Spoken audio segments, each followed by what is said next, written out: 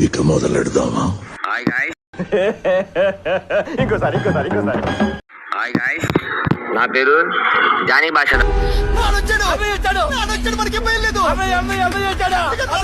రాజ్యపల్లి. కొంతమంది బక్కగొన్నా ఏం చేయాలని అనుకుంటున్నారు. రే కిట్టిగా, ఇప్పుడు నీ మైండ్ దొబ్బే విషయం ఒకటి చెప్పనా? ఏందో?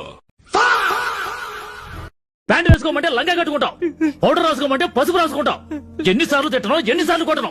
నీలో మార్పు నీకు తెలీదు. నేను బక్కగున్నా అని చూస్తున్నావు. నేను ఎన్ని చేసినో అలా కాదురా ఎరుపు కూడా.